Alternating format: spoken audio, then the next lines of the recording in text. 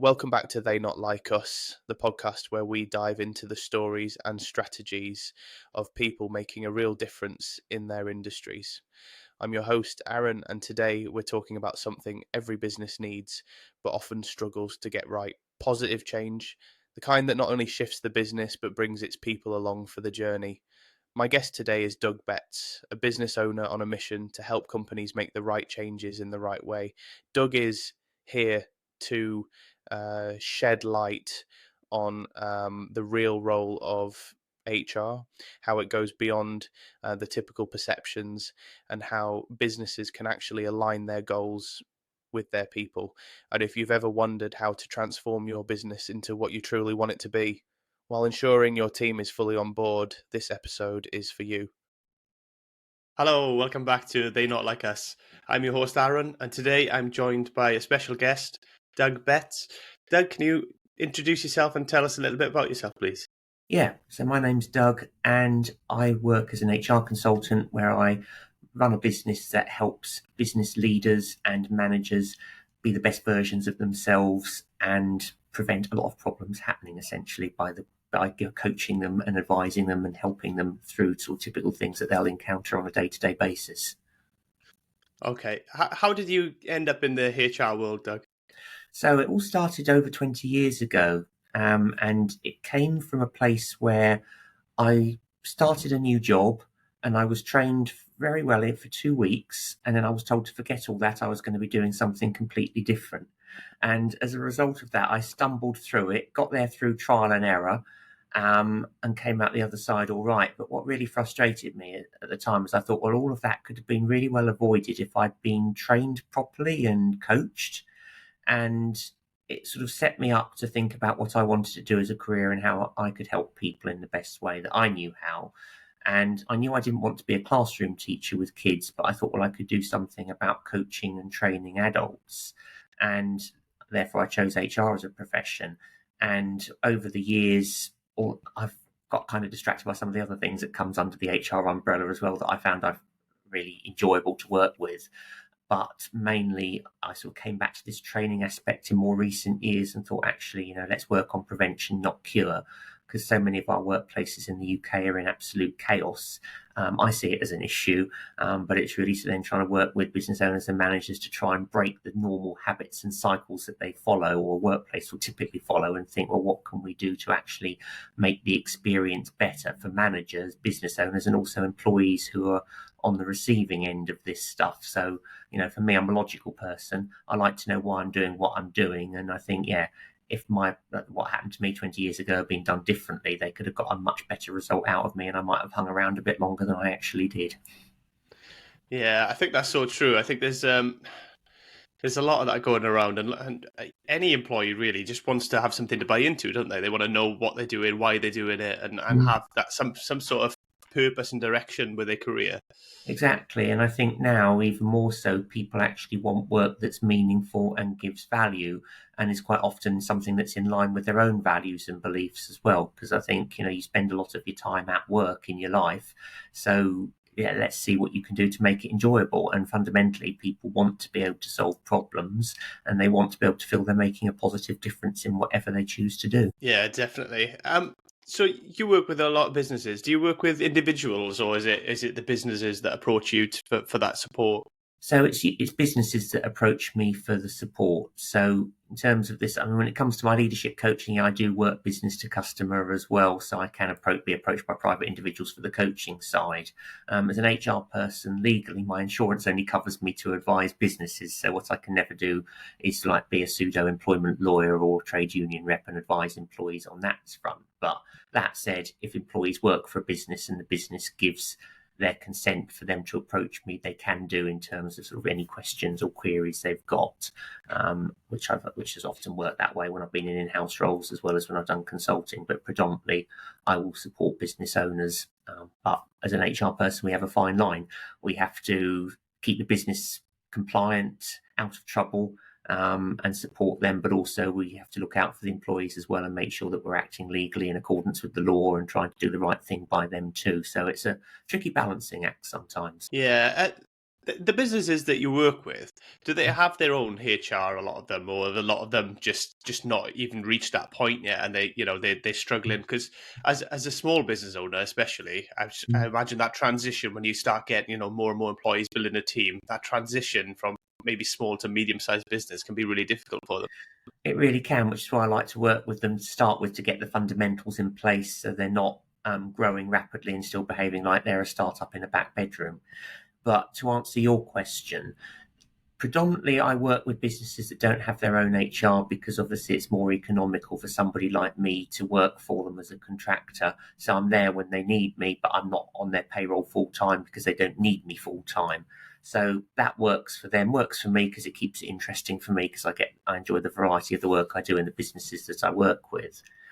But I think also I have been known to sometimes work alongside existing HR teams in larger corporates, particularly if I've got a skill set that they haven't, or they need an extra pair of hands to do a project. So that's worked quite well for me as well. But predominantly all my focus and my marketing messages I put out there are sort of aimed at business owners who've perhaps got 5 to 50 employees and no HR, and they need to know that they've got somebody they can approach if they need help in that area. Yeah, and how do you find the businesses, or the employees within the businesses at least? Are they quite receptive, or are they a bit reluctant at the start with, because I've worked in HR myself in the past, and I think a lot of people can see it as unnecessary red tape and nonsense. So that's how a lot of people can perceive it on times.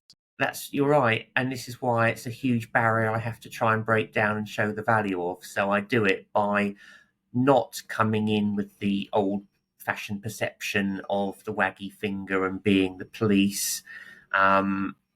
I don't see it as red tape, because actually I don't do things if they're not necessary, but I will do things that absolutely are necessary to keep somebody out of trouble. So for me, if I can stop my clients getting sued, I've done my job well, because sometimes they might do it by mistake. They might think they're doing the right thing, but actually they're landing themselves in all sorts of hot water by saying things to their employees that they really shouldn't be, or they've got things which are going on which are illegal.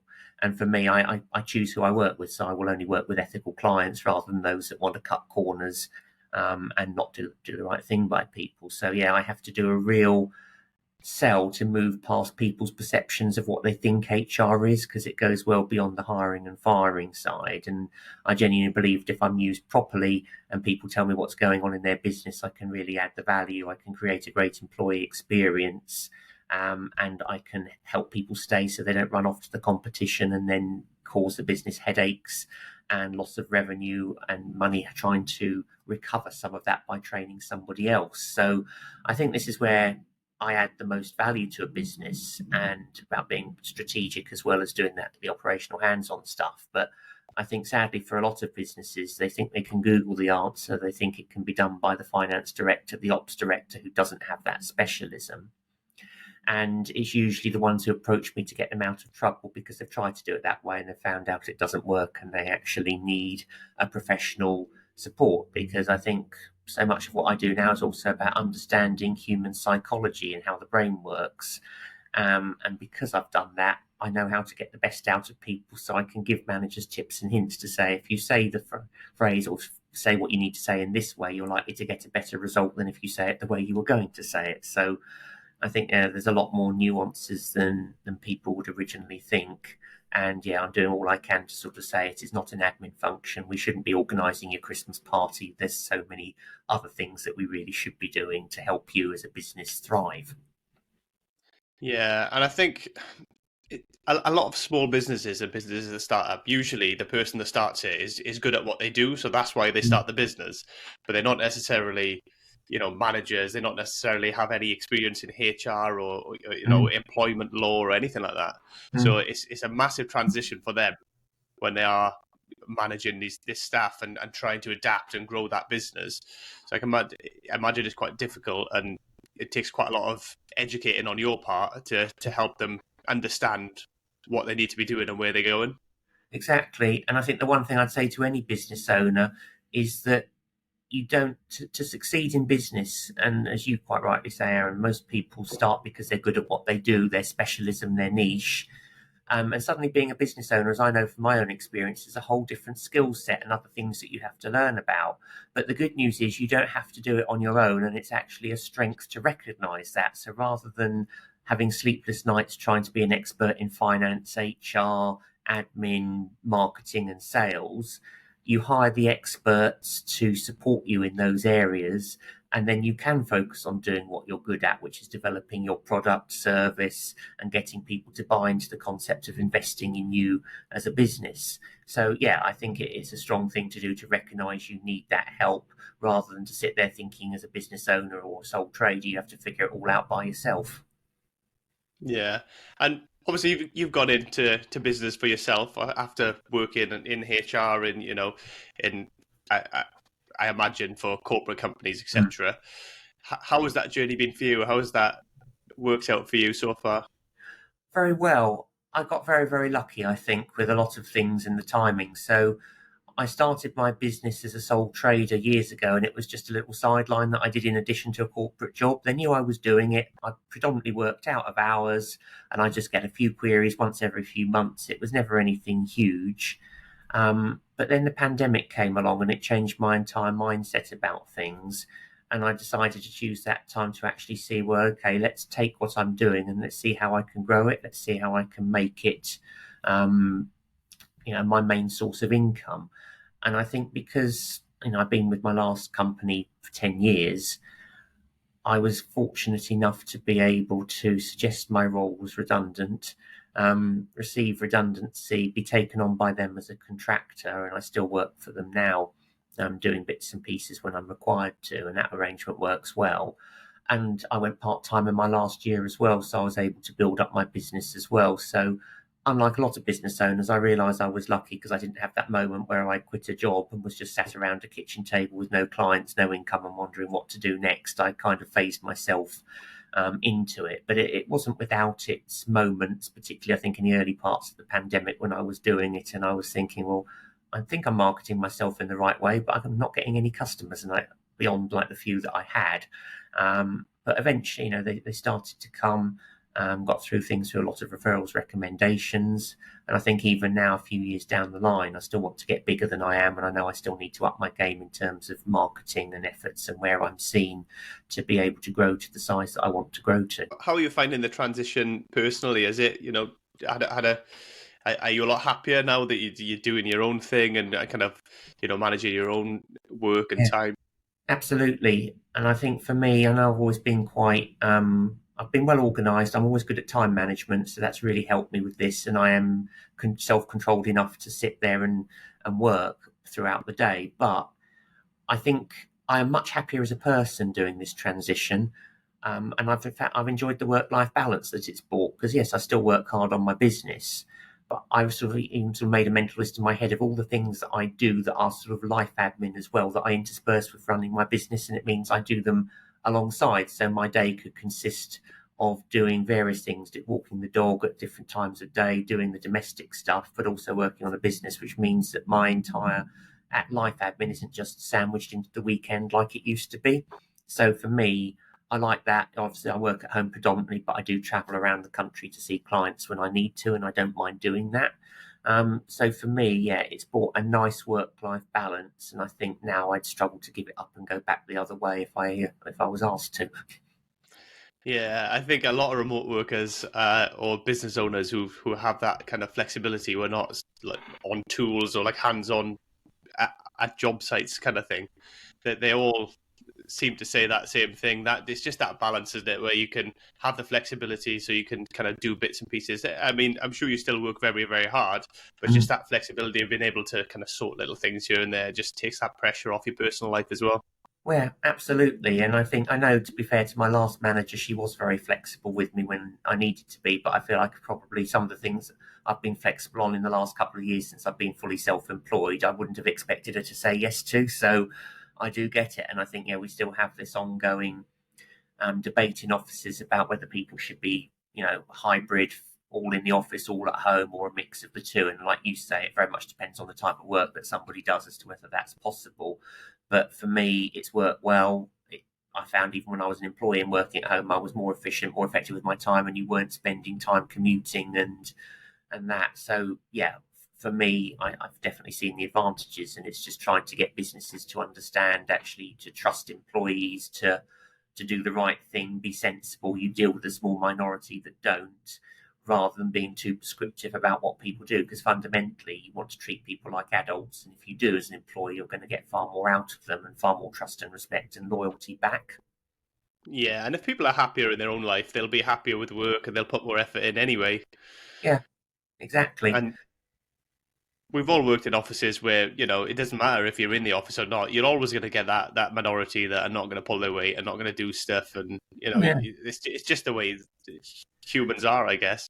Well, it is, and I mean, yes, I've seen people who are in the office and they're sort of praised for presenteeism, which I don't like, because they might be there more hours than everybody else, but you also realise they spend more time being unproductive than a lot of other people as well. And for me, I always, I was flexible with the hours I used to work when I did work in a corporate role as the business required. But if I was just in the office and I didn't have anything else on, I would generally stick to my hours because I was efficient in them. I worked hard in them, and I wanted to go home and have a life in the evening and not be so shattered that I was fast asleep the whole time. Yeah, that's no good. That's no life, is it? When you, constantly. Ultimately, it's about time management, isn't it? If you can't, get your stuff done in the time that you need to, and you're dragging it on, then you're just making it worse for yourself, and possibly showing people that actually you're not actually competent enough to get the job done. Exactly, and I think it's an interesting one because I've argued this one from both sides of the table, because I think, yes, there's a lot to do with the individual and their time management, but I think there's also something to do with job design as well, because there's no such thing as a perfect job that gives you just the right level of work throughout the day constantly. Every job's going to have its peaks and troughs, and actually we need to flex our working hours around that. So you work harder during the peaks, you have a bit of time back during the troughs. And I've also seen some really bad job design where business owners have just lumped several things together, and the business has expanded and they're still expecting one person to do it, and then that person's going to burn out. So on the flip side, you've got that sort of consideration as well, to think about what would a reasonable person be expected to achieve successfully in the number of hours they're contracted to work per week, and then you try and design the job around those, as something realistic. Yeah. From your experience, are employers kind of open to that discussion, or they just... The good ones are, because they recognise they want to get their organisational design right, and actually that's some of the work I enjoy doing the most, is doing all design planning with people, where we look at structures and roles and trying to be as effective with money and resources as we can, and helping them to get the best out of their organisation. The other ones aren't, if they just think people are there to work and they'll pay them as little as they can get away with, and hope for the best. Because I think ultimately you've kind of got these two moving parts of the employer on one side and the employee on the other. And you've got the employees trying to think, okay, well, how much work is reasonable for me to do, and how much money is it reasonable for me to be paid to do it at the level I'm at? And then you've got the employer on the other side sometimes thinking, well, okay, how much can I push onto an individual, and how much can I afford to actually pay them? And that's when you get your clashes, is if those two sides don't marry up. So that's what I will try and help employers navigate, to make sure that they're paying fairly, but also their job designs aren't burning people out. Because if you push too much onto one person, you're then spending money on sick pay, and then you're pulling resources from other places in the business, and things are going to fall down. So I try and sell to business owners that it really is in their interests to try and get this stuff right. Yeah, absolutely. And how do you kind of sell that to them? How do you try and get them on board? Is it selling them that bigger picture, that end result? It's the end result, and also talking them through the risks and the pain that they're going to experience if they carry on doing it their way. Because as I've found, people won't purchase something for pleasure usually.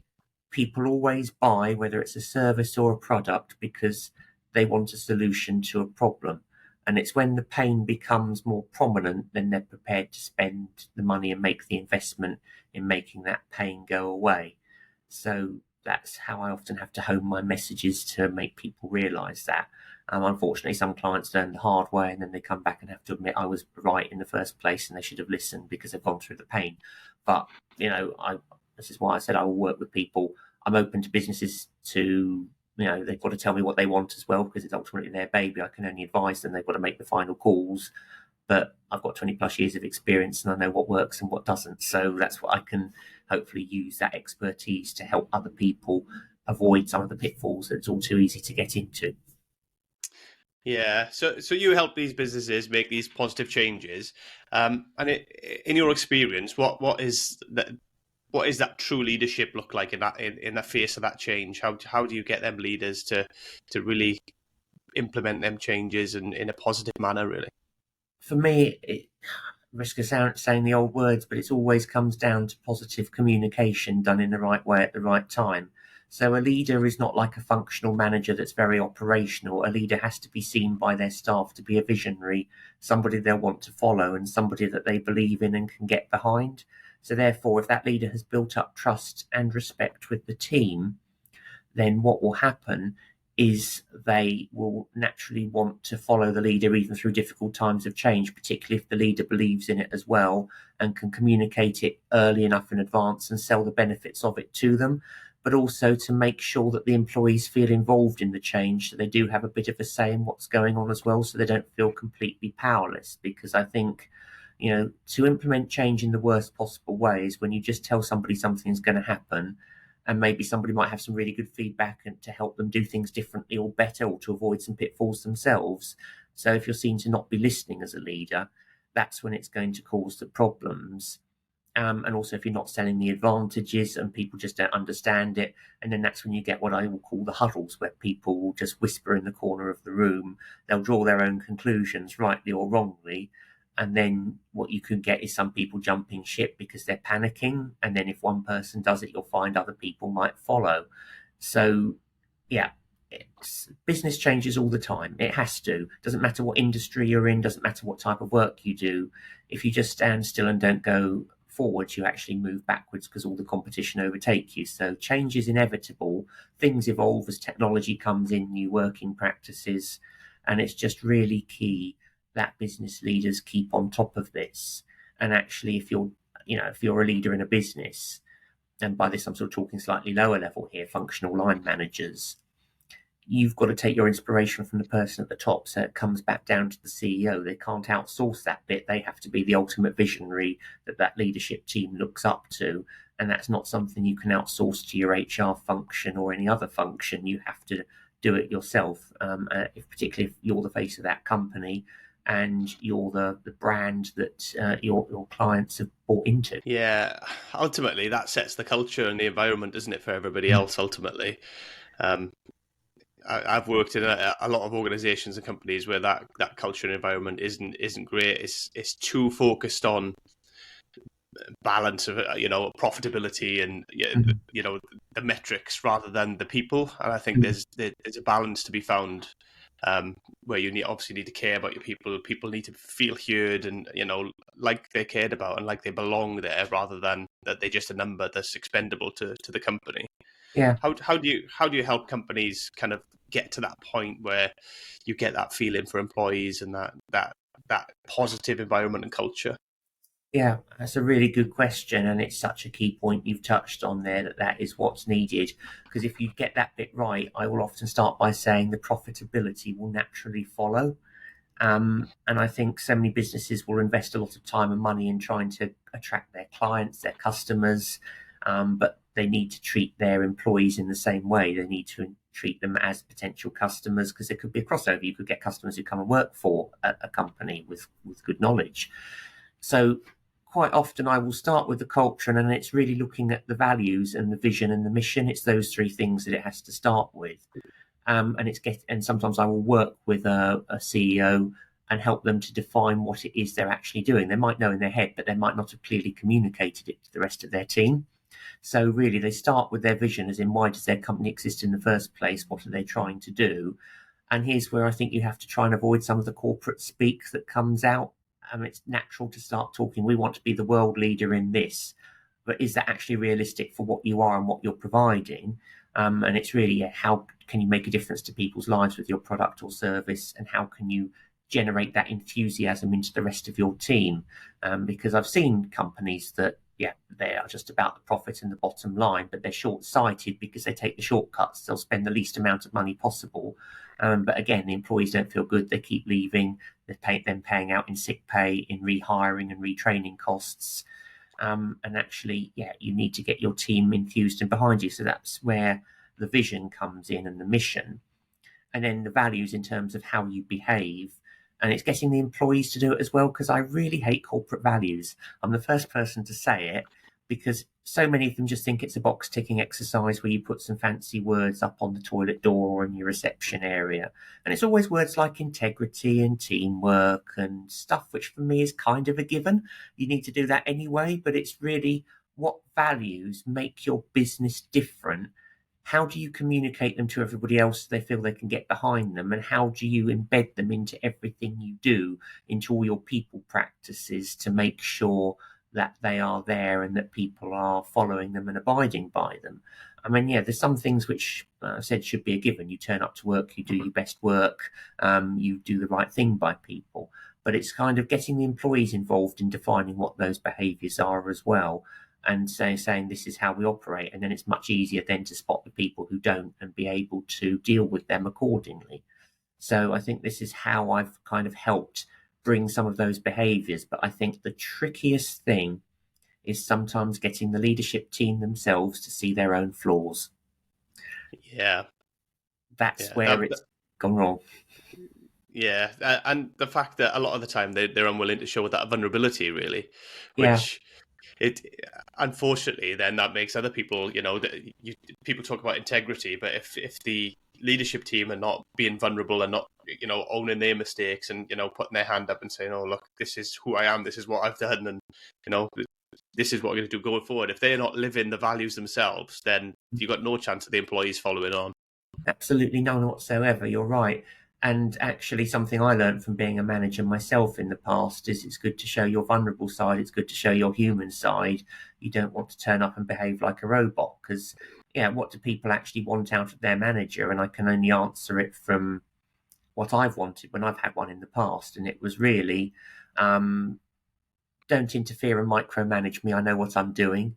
By all means, communicate with me regularly and tell me what's going on and tell me what I need to know. Back me up when I've done the right thing if somebody challenges me, and be there for me if I need to ask you for help and advice. And for me, those are the things that I need a manager to do for me personally. Other people might have something slightly different in there. But yeah, it's, the last bit about professional advice, you can have that in abundance, but there's no point having that if people can't approach you in the first place. And you see that a lot with managers where they're not approachable. And for me personally, I think as a manager, it's your job to make your employees' life easier, make it easier for them to do their job and be successful in what they do. If you're making it more difficult for that person to reach their potential and to get the output that they're capable of, then ultimately, from my perspective, you're doing a bad job. You're not, you're a hindrance rather than a support. Exactly. And you also have the insecure manager who doesn't like somebody who's better than them reporting into them, and then it will feel that it will expose them. And actually, a good manager won't be afraid of that. They will hire people who are better than them. When I was head of HR, I hired a recruitment manager because they had more expertise in that area than I did, and that was fine. I wanted them to tell me what to do rather than the other way around in respect of that area of the business I was looking after. And I think that's a good thing. So I think it's also, getting managers coached to face up and recognise what their own insecurities are and ask themselves where some of their biases and prejudices come from, and if any of that is getting in the way of them being able to serve their team in the best possible way. Yeah, I've had that experience where, for me, the best leader is the one that creates more leaders. So generally, the best leaders I've worked with, a lot of the people that have ended up worked with them directly have then gone on to become leaders themselves, because they've been lifted up, they've been encouraged, they've been pursued rather than kept down or seen as a threat. They've been supported through that journey. And they become leaders themselves. And I like that. I've supported loads of my teams in the past, when they've got the potential, I've helped them get to that stage. And I think, it's a positive if you can almost make yourself redundant at the end of it because they don't need you anymore because you've got them to the right level, which is great. Because 20 plus years ago in a slightly different job, I remember I was kept down. I knew I had potential to develop. And I know the reason I was doing admin support back then, and I was the only person who could cope with working for 6 people, whereas nobody else could. So I think that was why they kept me there. I was almost become too valuable doing what I was doing rather than the bigger picture of where would I like to go next. Yeah, that's frustrating when it's like that and people kind of keep you in that box. But ultimately, we need to let people develop, and people want to develop, and as a general rule, at least, people want to develop, people want to progress, and if people are doing well, we should be supporting that. We should be helping them through that journey. Yeah, we do. We should. And this is something else I've helped companies do is I've helped define career paths as well where they didn't previously exist because people want to know how do I get from A to B to C to D. And sometimes you have to manage employees' expectations and tell them they're not going to do it in the next 2 weeks. It's years of a journey of experience. But it's also about getting people to recognize that you can go sideways, you can go diagonally in a business. It's not always about going up all the time.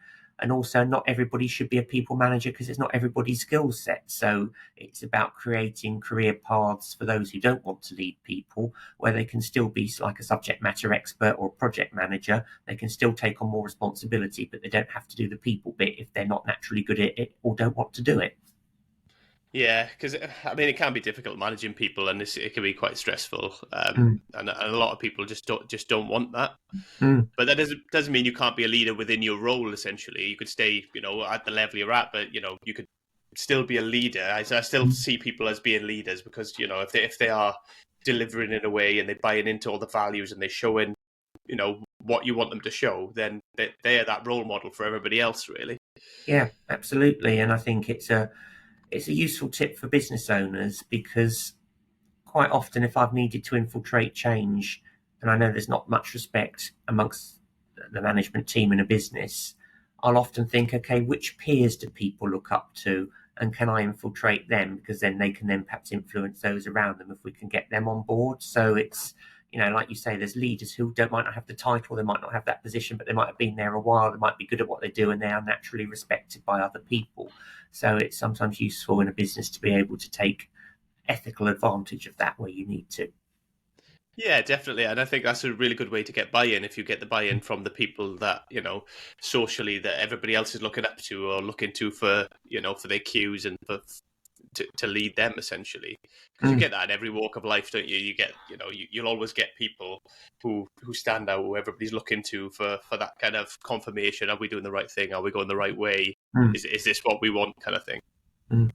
That's right. And people are just sometimes looking for that reassurance that they are doing the right thing. Because I think deep down, nobody wants to be told they're bad at their job. I know people are, and we have to deal with that. But, people want to generally do the right thing. Or at least, if nothing else, have a quiet life and, do what they need to do to still get paid and hold a job down. So, it's in people's interests to get this kind of stuff right and to start to understand it and to know that it doesn't just happen by magic. Yeah, definitely. And I think that's a good point, actually. One of the things we are, or I say we are, from my experience, that companies I've worked for and places I've worked are really quick to jump on people when they're not performing, but very, very slow, if they do it at all, to reward and give that positive reinforcement, which can negatively affect the culture as well. Absolutely. And I think that leads into a whole key area about how do you actually reward people for a job well done, because it's very easy, I think, for people to feel unappreciated or just for them to think you'll only be appreciated if you stop doing what you're doing. So it's that ongoing recognition, and it's not always about more money. It's about what different groups of people are after. Sometimes it's as simple as a thank you, so long as it's sincere and done in the right way at the right time, or perhaps ongoing small rewards and recognition rather than the traditional old-fashioned bonus that comes once a year for some jobs. Because I've yet to see a bonus calculated the same way depending on in a company. It's very, very random. And yes, some people are motivated by money. Obviously, people need money. People don't work for the fun of it or for free. But there's so much more to reward than that, and getting it right and understanding your people and what actually matters to them.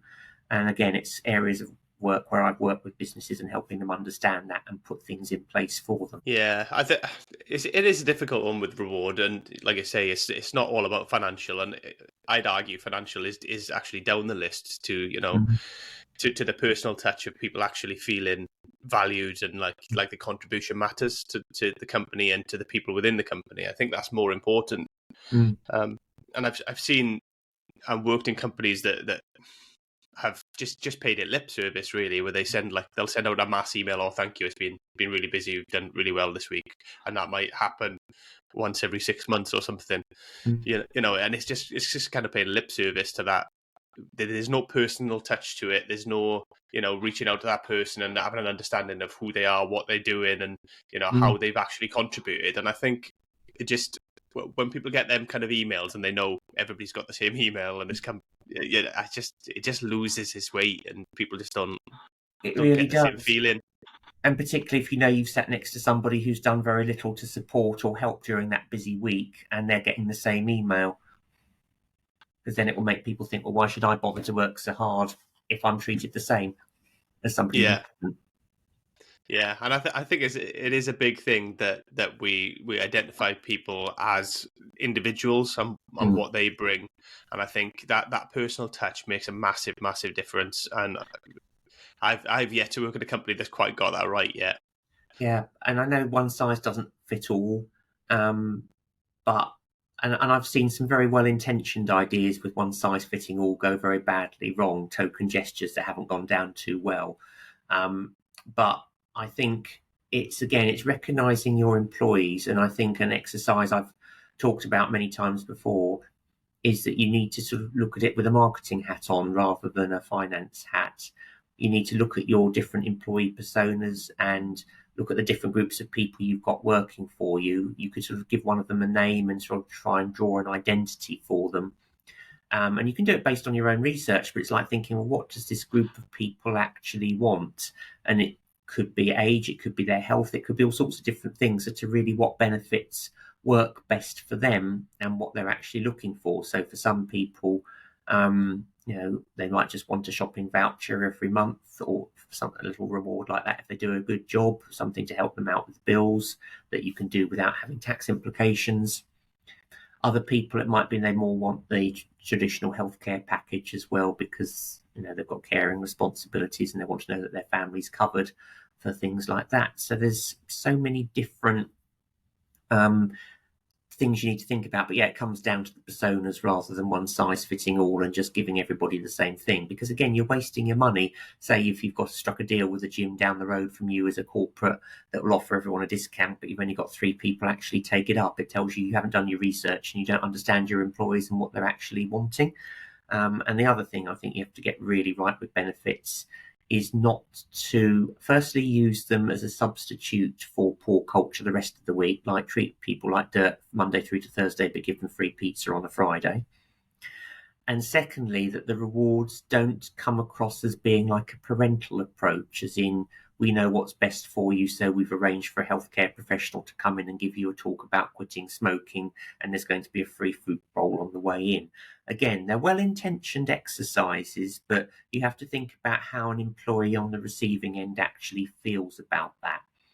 Because chances are they might feel a tad patronised, or that they're being told what to do. Ultimately, you have to try and sell to people subtly so that they can come to their own conclusions, and then they're more likely to do what it is that you need them to do as an employee. So, yeah, those are my thoughts on it. Yeah, definitely, and like I say, it's crucial that you have that personal touch in it. So creating them like almost avatars, like you would with marketing, is a good way. I've never thought of it that way, to be honest, but that's a really good way of doing it, because then you can have a better understanding of what makes that person tick, and you have you'll know what kind of positivity and rewards that they're looking for to help them get to where they want to be and to feel appreciated within the company. Exactly. And again, I know of a company that during the pandemic, and it's included me, they sent everybody a box of biscuits. It was an expensive box of biscuits. Again, very well-intentioned gesture.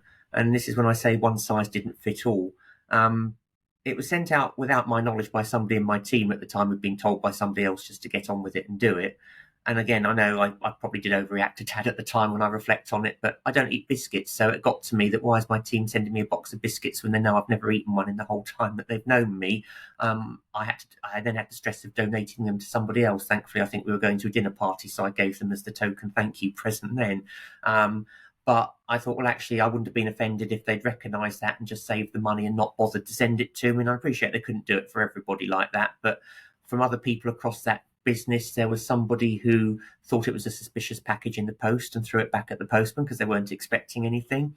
And there was somebody else who had a difficult conversation with their wife because they thought they were having an affair with somebody when a present turned up for them. So again, I use it as a slight extreme example of when a very well-intentioned thing didn't go completely to plan. And again, to be balanced, there were other people who were just very grateful and said thank you very much. So but yeah, it proves the point that one size doesn't fit all, and that money could have perhaps been better spent. Yeah, it comes down to understanding your people again, doesn't it? It's ultimately taking that time, and just if you feel understood and you feel like they are, even though we're all part of a team, we're all trying to come together and do one thing, and we all want to be a team. We also want that individuality, and we want to be recognised for that. And I think that's true of just normal human life as well, not just in work and business. I think we all want to be a part of something. We also want to be recognised for individuality. And I think it's important that as leaders, we do our best to do that. Exactly. And a good leader will surround themselves with people with different personalities as well, and ones who will actually challenge them. Because I think the worst leaders I see are the ones who are so insecure they surround themselves with the nodding dogs who will agree with everything they say and do, because it doesn't challenge them and it doesn't push them to grow. And I think there's been times in my career where my team have challenged me, but I've welcomed it. I listen to feedback, I take it on board. I may or may not agree with it, but I listen to it. And I think it helped me grow. What I didn't do, is like some leaders will do, is once somebody does that, is you think, well, that's it. How can I get them out of the business at the next possible restructure? And I don't work like that, and it's incredibly toxic to think in that way. So, yeah, I really do try and focus on taking feedback on board and growing, because I think, all feedback is a gift, as somebody said to me recently, and it's how you get better. Yeah, definitely. And I've worked in leadership teams where I've witnessed it myself, where there's two leaders at the same level who are almost identical in the way that they handle things. So then they just kind of reinforce each other rather than taking on any other opinion, and then they become almost more defensive, and they push people away and get into this mode where they are right, they stay away because they've reinforced each other. Yeah. And from my experience, the best is usually the opposite. So you get two polar opposites. One who's maybe really people focused and orientated, and one maybe that's about the numbers and driven that way. And then together you make one really good leader, because you balance each other out, you challenge each other to meet in the middle somewhere. Yeah, I think that's right. And I know the way my head works, I can do both, but not usually at the same time. I like a bit of data, but I also like a conversation with somebody. But my brain has to go into a slightly different mode to deal with the data side than it does the conversational mode. And I kind of recognise those two bits. And yeah, I did actually work with an HR manager years ago. We were at the same level, but we did complement each other quite well, because we did both have strengths and weaknesses in different areas. And actually, for a period of many years, that was a successful relationship. It had its ups and downs, definitely, but it was generally successful, because we could do that. Yeah. Me myself, I'm much better with the people side of it than I am with the figures and stuff like that. But that's something I have to work on, and something that I try and get the balance right on. But it's not always easy for me. And then having somebody alongside me who's the opposite actually really helps me and kind of keeps me balanced. Yeah, and I think you need that in any kind of team, people with different skills rather than a set of clones who all think the same way. And I think going back to another one of my early bad experiences, I remember there were people, it was quite a command and control culture, which doesn't go down well in this day and age, and it certainly didn't with me. But I know that there were managers in there behaving because they copied the behaviour of other managers in the same organisation, but I also knew it wasn't really them when they were behaving in that way, and I thought that was such a shame, because any kind of creativity was getting stifled. Yeah, that must be frustrating as well. I've kind of seen that kind of behaviour as well, where people just mirror and mimic, and a lot of the time, especially if it's a new manager, it's because they're not sure of themselves. They're not they're not comfortable enough to be themselves, and so they just mirror in and copying other stuff they've seen, and often because they're doing it and it's not authentic, they'll go over the top with it a little bit. I've seen that. So have I, sadly, and I think it's something that is so common. New managers get promoted, no one ever teaches them how to manage properly. Yes, there's lots of theories you can learn, you can write essays on it, but it doesn't teach you how to manage. you can sit in a classroom for a day and do a generic course. It doesn't teach you how to manage. And this is why I put together a 10-week course of my own that's an hour a week, covers the entire employee life cycle, isn't about essays, but covers the practical tips that you need to learn, and also does the one-to-one coaching so that people can get on board with it and give the opportunity to sort of think, reflect on what's their style, where did it come from, how can it be better, and it will give people that confidence, because I think deep down all new managers on some level will suffer from some form of imposter syndrome, and like you say, it will come out in different ways, and particularly if you mimic what you've experienced in the past, and if what you've experienced in the past isn't good, then that behaviour is going to carry on, and people don't always know how to do things differently or better. So it's sort of giving people that opportunity to think, and be able to bring their own personality into what they do, because that's what the team will latch on to and respect more.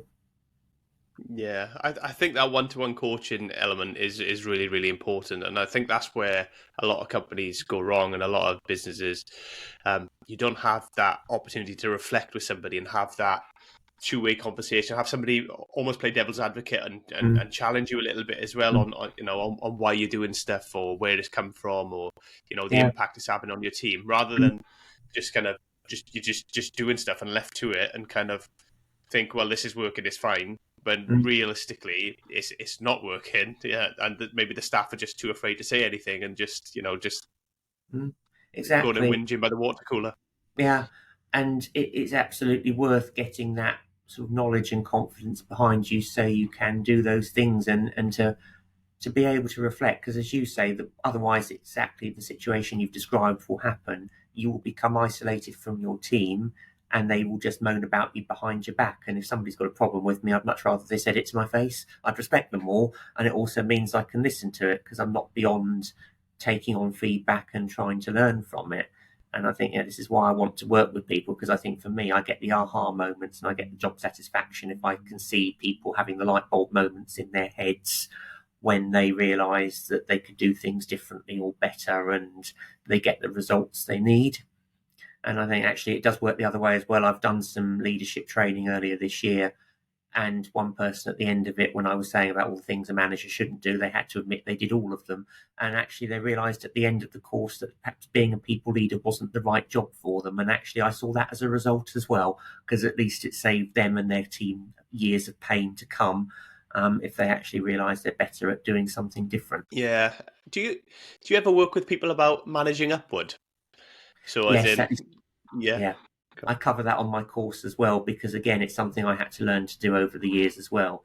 Managing your manager is another challenge in itself, because you have to again gauge what they're like as a person, what they respond well to and what they don't, and working out how to get the best out of them. I mean, earlier in this chat, I said this is what I want out of a manager, and I've had good managers in the past come up and say to me, "How do you like to be managed?" And I've told them pretty much that word for word, and it sets expectations. But I think for people in the middle of it who have to manage upwards as well as downwards, they need to say, what do you need from me, and be able to have those open and honest conversations and build that relationship with their manager as well. And also know that their managers are human too. They will have flaws, they will have weaknesses, they won't be perfect, but they need to know what those are so they can work around them.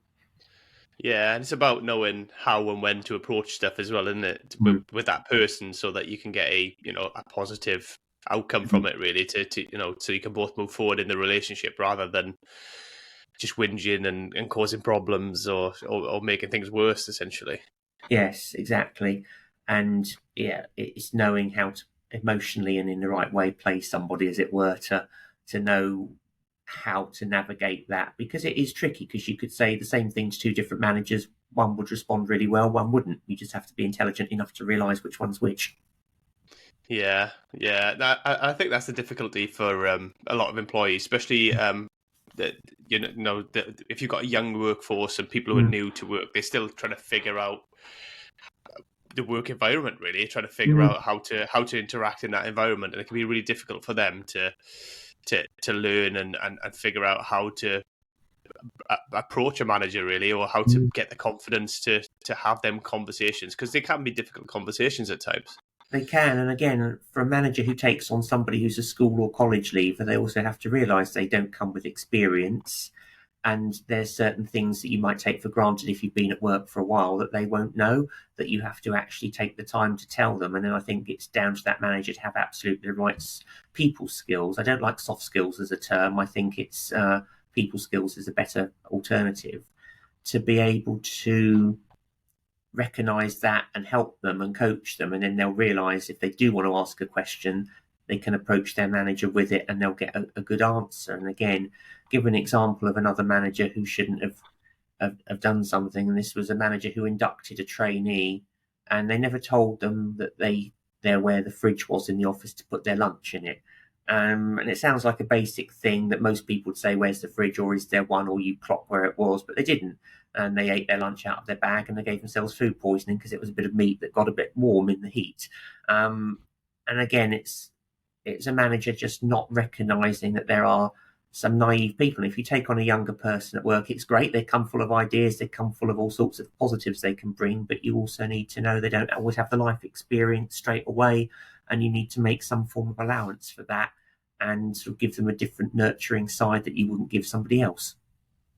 Yeah, and I think that's a good point as well. That that I've been guilty of it myself. When you get, especially we get teams that generally have a high turnover. If you know you're an entry level and people are continually moving on or moving up or whatever to better places, we can be really guilty of just assuming that knowledge because we know it and because some of the team that are already there have this knowledge. We just assume that the new people coming in will just know it and just continue, and we're not really sensitive to the fact that actually we need to recycle the information. We need to go back to the start because these people are brand new and they don't have all the information that we assume they have, and we're almost tying their hands behind their back when they're trying to come in and hit the ground running.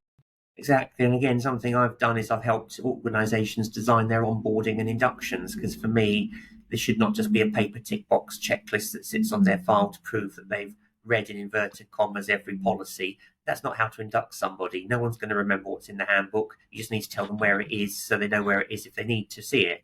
But it's more about some of the useful stuff that's practical. And what I've designed in the past for businesses is like little fact sheets that you leave on somebody's desk on day one that says welcome.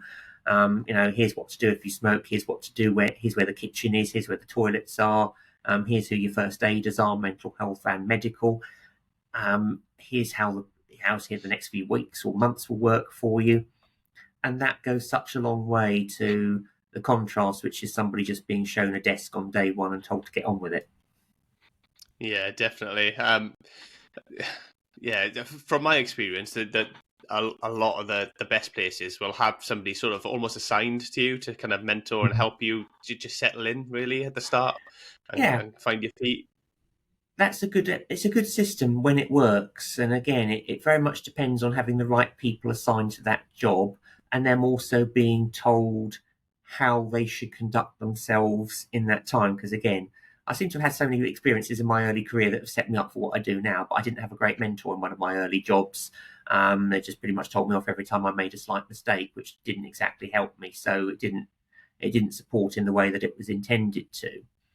But yeah, if you have the right person who will show you around and they don't begrudge doing it either, because I think that's the big thing, they've got to be able to be approached, then that works. And it can also help a manager, because I know when I've had new people in my team in the past, obviously I've got different members of the team to show them how to do different things. I didn't have to do 100% of it myself.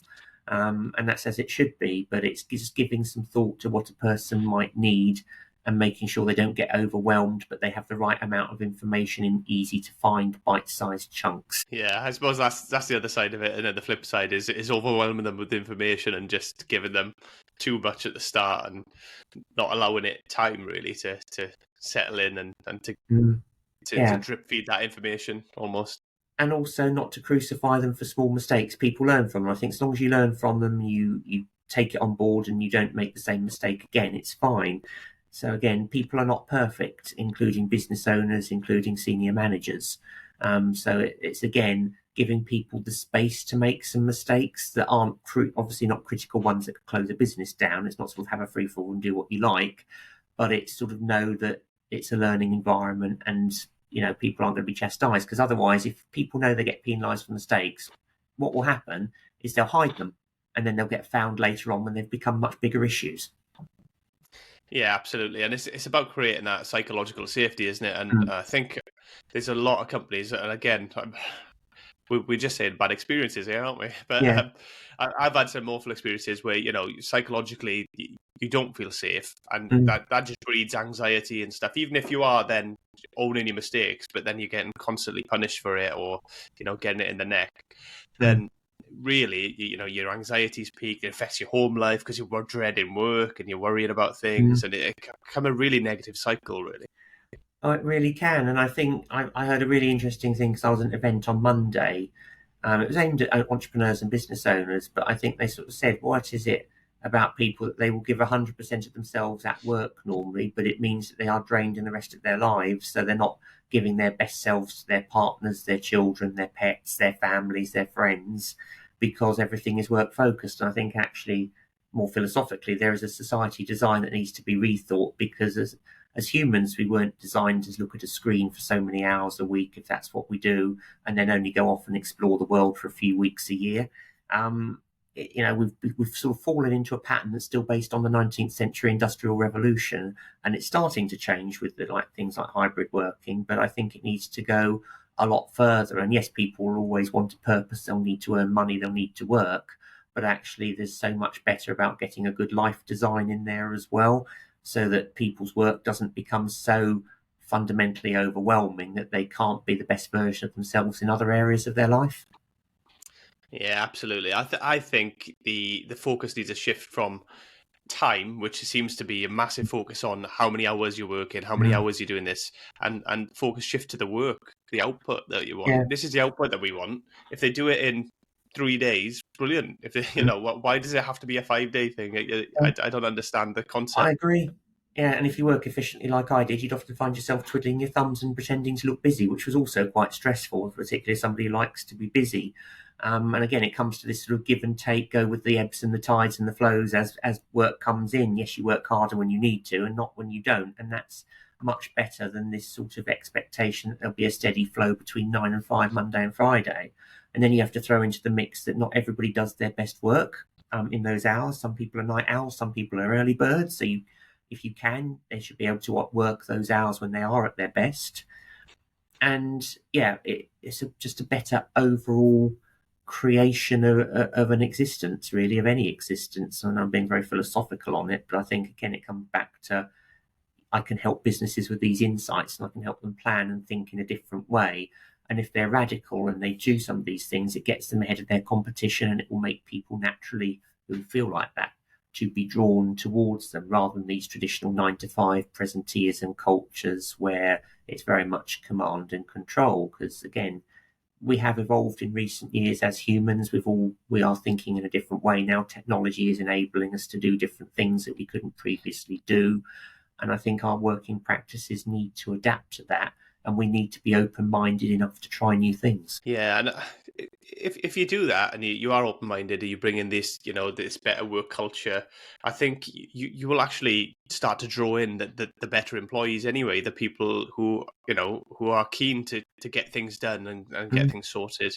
Exactly. And you don't want to put off the good ones if they've got childcare or elder care to work towards. And I think, the inflexible businesses do that. They lose the good people because they won't agree to what's quite a reasonable demand to perhaps come in half an hour earlier and go home half an hour earlier because they've got an elderly parent that needs to be looked after, and you lose that talent. So I think, yes, if you're a right business and you set yourself up to do the right thing, then you will naturally attract the good people. And sort of coming back to the point about flexibility, again, it's another fundamental flaw we've got in the fact that the office hours in this country do not time with the school hours. There's always going to be that disconnecting period. And again, when I was a child, it was of the generation where mum stayed at home and they had to resign. There was no maternity leave. So I was lucky to have a parent at home the whole time. Whereas now, obviously, there's more of a focus on after school clubs and childcare, daycare, so that people can sort of bridge that gap between school ending and work ending. But again, if we are more flexible and we think about how we do things, I would hope as a country would come together and reform some of those so there is a more of a natural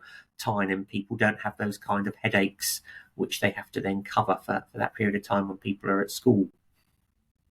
Yeah, I mean, that just makes sense, doesn't it? Ultimately, we've got the school system, which is set in this country anyway, and then Mm. we're not working around it with our business. Yet we're saying we want more people to be in work, etc. But then we tie their hands behind their back and make it more difficult for them. Yeah, we do. And don't even start me on the subject of what people learn at school and how useful that is in real life, because that could be a whole different path I could go down for some hours. But let's just say, I've had some very impassioned conversations with teachers about it who agree with me about, we're not always teaching people the skills that we should be teaching them to equip them for modern life. Yeah, I mean, I'm with you on that. There's no life skills at all taught Mm, um, in the majority of schools, at least. mm, I had a friend who went to Japan recently, and in Japan, they teach life skills in school mm, as a big part of what they do. They teach them to and they get them to go and do it. So they get them to go to the shop to buy something, and bring the change, and to go on the train, and they teaching them how to live, mm. and they do that from a young age. That's Um, amazing. yeah, and we're terrible. We don't do any of that. We don't teach people how to manage their finances. Mm. How to get about living life just No. generally. Or how to run a business and think differently. I think people are still taught that you go through an education system, then you work generally full time for your entire career, and then at the end of it, if you've got any health left, you get to retire on a pension. And again, there's no way to live life. The other reason I did what I did now is I'd like to do my exploration and my travelling now while I've got my health. I don't want to wait till I'm in my 60s. I want to do it now. And yeah, I'm thinking, well, nobody taught me how to run a business. I did business studies at school. I remember doing the break-even charts as part of that. But it was very, very figurative. And what I never really got, which I'm understanding now as an adult, as I'm going to webinars and educating myself, is it's where you start with a passion for something and a vision of your own, and you work out how can you monetize it, how can you help people. And I don't think there's enough of that innovation allowed. People are still taught a lot of conformity. And as somebody who likes to naturally rebel against things sometimes and do my own thing, I don't fit into that mold. But actually, we do have a use if we think differently, because we're not just a clone of everybody else. And yeah, for some people, don't get me wrong, there's lots of people who don't want to do what I do. They do want to go to work and do all those things. And if they do, that's fair play to them. But I think, again, it's a fundamental change needed in society in general about how we view things and how we view life. Yeah, definitely.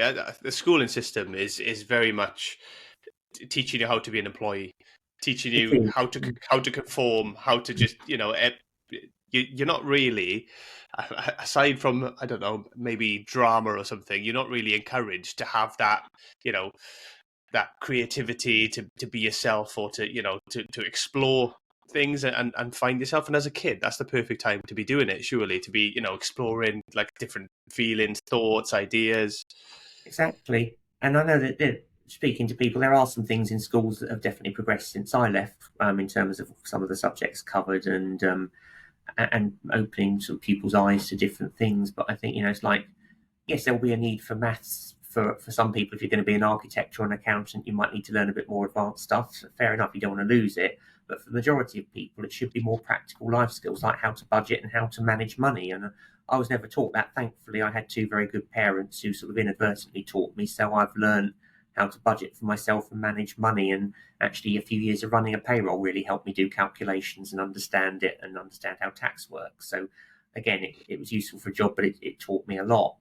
But yeah, it's how to budget, how to run a house, how to look after a child, how to look after a pet, um, how to have a responsible attitude towards relationships, all of those kind of things. I think far more valuable than perhaps somebody learning about some far off mountains somewhere in another part of the world. Yeah, definitely, and they're more difficult to master as well. I'd say, because of the emotional connection to them things as well. Because Mm, we inevitably get emotionally connected, to people, to money, because it can affect our safety and how we feel about our lives.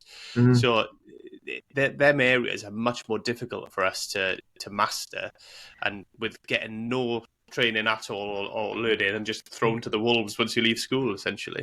Yeah, it is. And I think it's just so important that that changes, and we have governments that allow schools to teach certain things, or that they are part of the curriculum.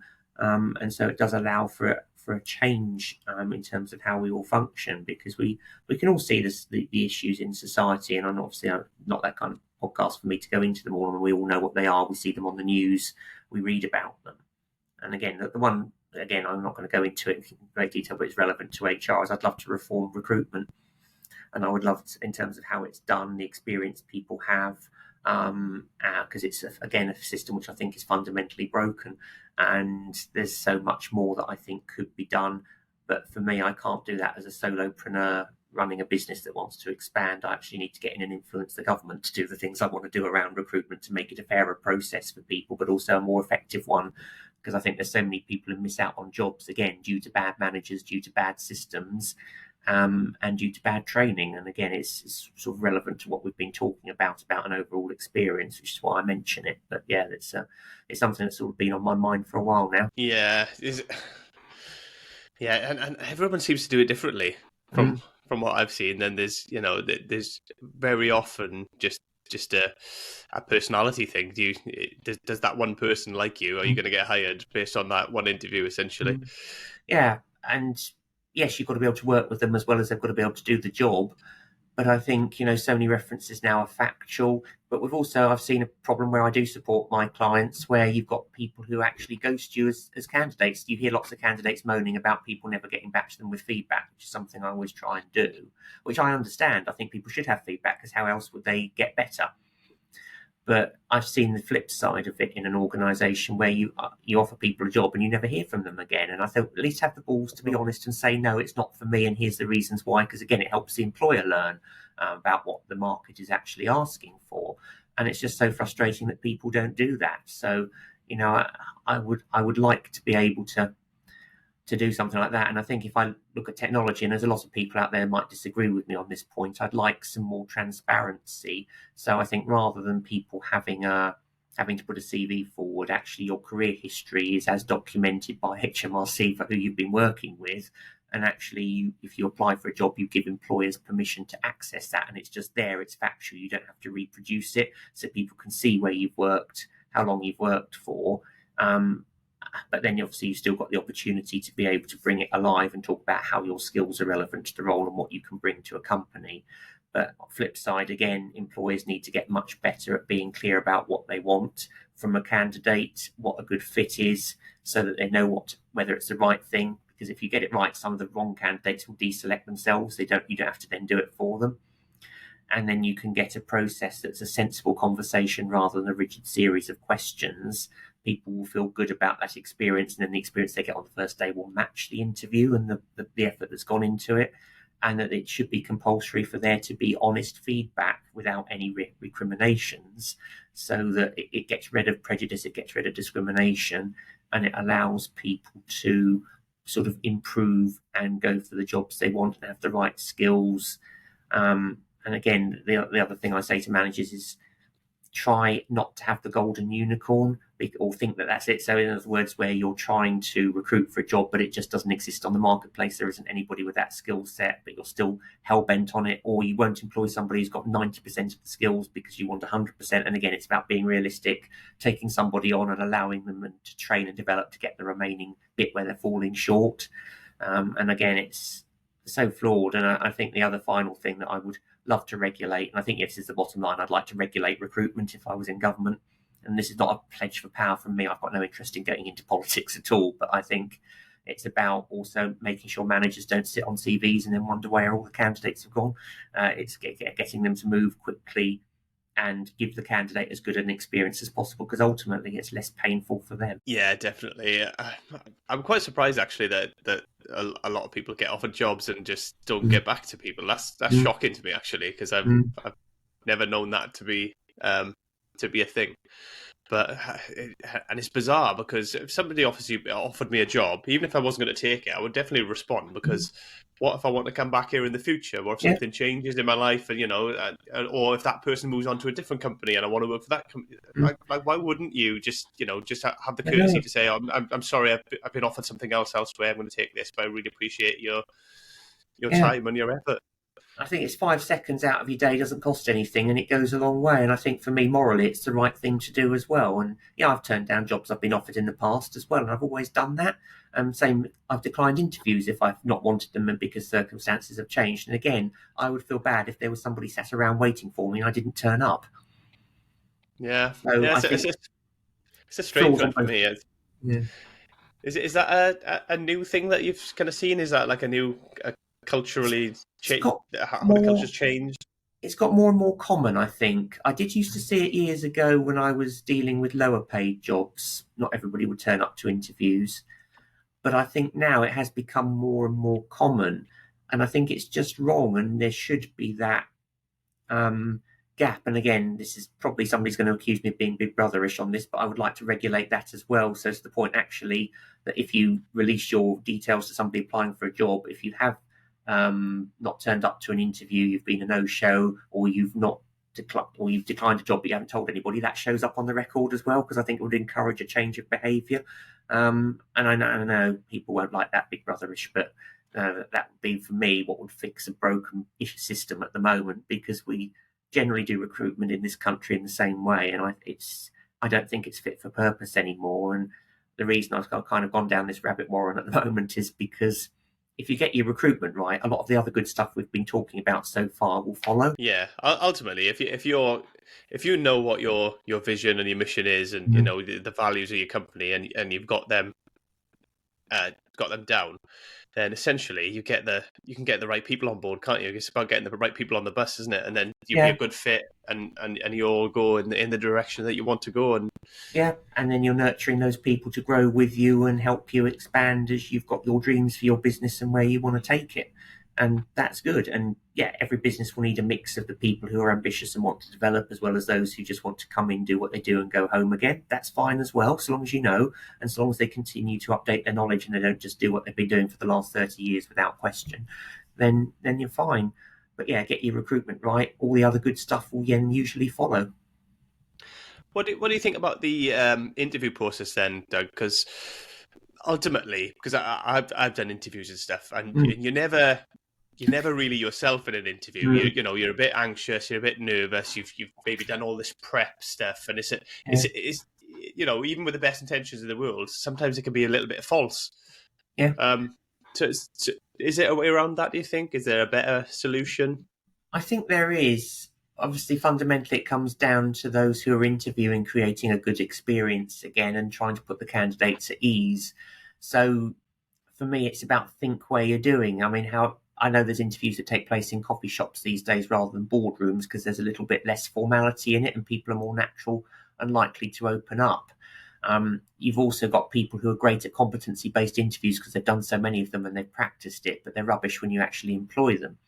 So I think, yeah, fundamentally, the old interview where everyone was suited and booted should be out the window because most workplaces now have a more casual dress code since the pandemic. And I think people should be able to be themselves. You know, we've had debates in the past about whether tattoos are acceptable to show at work, but yes, of course they should be, so long as there's nothing offensive in a really predominant position, then yes, that they should be. Um, and I think, yeah, there's more than one way to get the best out of a candidate. And you want to know who that person really is. So I think if you, as the person who has a discussion with them, terms it as a discussion, behaves in a natural way and not like a scientific robot who reads out questions off a script, and does it in an environment that's more relaxed than a boardroom, then I think that candidate is going to relax. And yes, you can build in other methods as well, but you also don't want to build in 9 stages of interview. You should be able to make a decision in 1 or 2, I would think. And also not just get some free advice if you're recruiting for an HR director where you're asked lots of employment law questions during your interview, which seems suspiciously like they're trying to get free advice out of you while you're at it. I think, you know, it's got to be a two-way experience, and I think the candidate has to know what their power is in that process as well and what rights they have to be able to, ask questions of them, not just something fundamental at the end of it that they feel they should ask, but that it's a natural conversation. And again, I hired a great head of recruitment who was, very good at putting people at ease and having a natural conversation with them. And I know we both interviewed somebody once, and they obviously pulled some questions off the internet and they proceeded to try and ask everyone. And in the end, I had to stop them and say, firstly, we've got a plane to catch. We can't, we do have to actually cut this off at some point. But secondly, that's not a good impression in terms of just reading things up, because, as a recruiter, you want to know that a candidate is genuinely interested, has done their homework, and what they ask and how they behave is a fit and natural to that organisation, rather than they're going through another generic process. So, yeah, I think it's tough. And I think the toughest thing is where you apply for jobs where you could do it and you don't get a shortlist and you don't get any feedback. And it might be because there's been 300 applicants there, and you've got to draw the line somewhere. So I do sympathise, but I think interviewing needs to be more natural, less formal, and we're not regulated for this one because I want it to allow for some creativity in it. But I think that's it, more natural and more formal. Yeah, I think the putting it in a social environment like a coffee shop or something like that is a better approach personally. I think it'll be a neutral area, so you're less intimidated going there for a start. And then you may be able to have that more conversational discussion about about the job and what you can bring, rather than, like you say, getting that almost scripted going in. You're really nervous, you're already the interviewer is comfortable because they're in their environment. You going into a strange environment already, maybe a bit nervous and anxious, and it can just be really difficult, I think, sometimes in that scenario to be authentic at least, and give them, this is who I am. Yeah, exactly. And I think there's so much there that needs to be done. And again, you don't have to wait for law changes. Companies can do this now, and this is something, again, I can help them with if they're finding that their current process isn't working in the way that they want it to. And I think, even in the dress code, so rather than say you don't want to turn up to an interview in a suit if your interviewer's wearing jeans and a t-shirt, and it'd just be nice to say, we have an informal dress code here. I will be wearing this for our interview, so when you do come in, feel free to wear this, so people don't feel out of place. Just little things like that. Yeah, again, I think that's important. I think if the dress code for the job is the dress code you should have the interview in, if you ask me, because you turn up suited and booted and stand out, you may be waiting in the foyer of the company or whatever, and everybody else is just walking around in jeans and looking at you because they know, oh, you're there for an interview now, and you're already then anxious and people looking at you all the time. Yeah, just absolutely. These little details that can make a big difference to people, I suppose. Yeah, and I think the other thing while we're on this related subject is getting to managers who don't feel put out if somebody goes for an interview. People should be able to be open and honest about it, because when you go for an interview now with a company, it's almost like cheating on your partner. You do it behind their back. You have a fake dentist appointment, doctor's appointment. You leave early one day, or you do it on Zoom when you're working from home. There's no transparency because people don't feel they can be honest about it. And I know that very much depends on the manager, but people should be, because I think for me, some turnover in a business is a good thing. You don't want people stuck around for years with the same ideas. You do want a bit of natural progression and turnover. And if you can't give somebody what they want where you are, which isn't always possible, then you want to support and encourage them to move on if they feel it's the right thing to do for them. And again, you should be able to be open about that rather than sneaking around behind somebody's back to do it. Yeah, and there's a couple of things there as well, isn't it? So, like, they could be progressing their career. There might not be any opportunities in the company that they're at. They may be progressing their career, and we don't want to be holding them back. So, Exactly. we potentially support them in making that progress. But on the flip side, it could be that they're not happy at the company, and it could identify something sooner that may be able to be fixed, and you may be able to build that relationship and mend it, and go in the right direction. Exactly. And I'm a big believer in the stay interview rather than the exit interview. So find out how your employees are feeling before they quit and it's too late. If you can fix problems sooner rather than later, it's great, because you might think your team are happy if they don't talk to you, but actually silence doesn't always mean it's a good thing. You've got to be receptive enough to recognise that. Yeah, absolutely. How do people find you, Doug, if they want to work with you or if they want to learn a bit more about yourself? Okay, so my website is www.surebetshr, so surebetts.hr.com. They can sign up for free on there to just get weekly updates from me. They can see the services I offer. They can get in touch for a free, no obligation chat.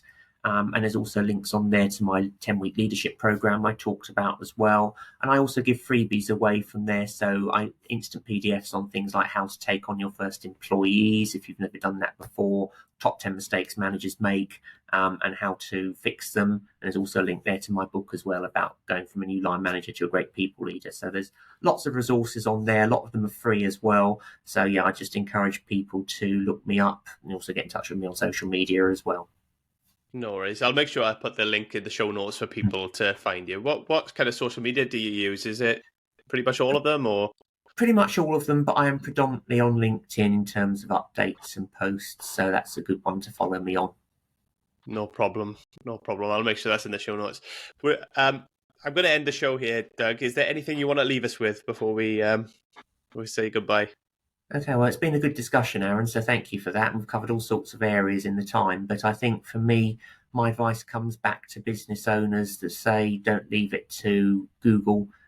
Ask an expert for anything you need. Don't be afraid to ask questions you're not sure of, and make sure you get the best experience for your employees that you can, because it will save you time and money down the line. Brilliant. Thanks for coming on, Doug. Really appreciate you being here. There's some really interesting points that's come out of it, so I really appreciate that. All right, thanks, Aaron. Thanks a lot. Take care. Hey, listeners, if you've been enjoying They Not Like Us, I'd really appreciate it if you could take a moment to leave a positive review and subscribe. It might seem like a small thing, but for an independent podcast like this, it makes a huge difference. Your support helps the show get discovered by more people, allowing us to bring on even more amazing guests and continue sharing content that resonates with you. So if today's episode or any past ones have sparked something in you, hit that subscribe button and drop a quick review. Your feedback keeps this community growing, and I'm so grateful to have you along for the ride. Thanks so much.